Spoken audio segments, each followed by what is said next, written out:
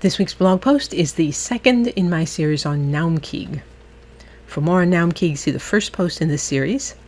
This week is more photos of Naumkeag's spectacular gardens.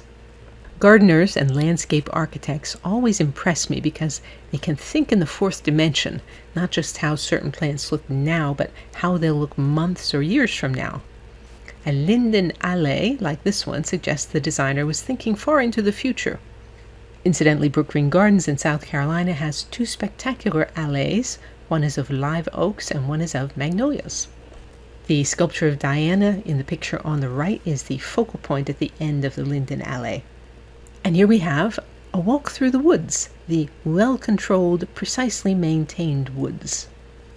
This is a cast-iron pagoda that shades a large Chinese scholar's stone called a gongshi. This is the approach to the afternoon garden. It's on the south side of the house, and it has a perimeter of brightly painted Venetian gondola poles. This was the first of Fletcher Steele's projects at Naumkeag, designed in 1928. We are sneaking up the long way around on this sculpture that you can see barely over there. This is a very formal garden with precisely symmetrical yew hedges. And we are now going to be looking at this sculpture over here. Here, and here, of course, is the sculpture by McMonnies. It's an original McMonnies called Young Fawn with Heron. It was created in 1887, and it has been at the Choate's home, Naumkeag, ever since. Next week, we will look at some more views of Naumkeag. A word on why I'm doing this series.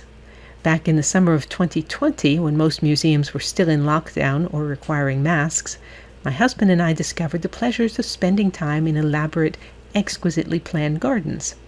Our first excursion was to the Berkshires in western Massachusetts, where we visited the Gilded Age mansions of Naumkeag, Ventfort, and the Mount. I shared photos of those on Facebook, but I prefer to have my photos on my own website, so I've already shifted Ventfort, and the Mount will follow eventually. The link at the bottom is to more posts on Gilded Age mansions on my website. DianeDuranteWriter.com has hundreds of posts on sculpture, painting, architecture, and my other obsessions. To join the Sunday Recommendations email list, visit the URL that's on the screen or email me. And you can say, "Well done, Diane," or support my work and receive rewards by means of the tip jar on DianeDuranteWriter.com. As always, thank you for listening.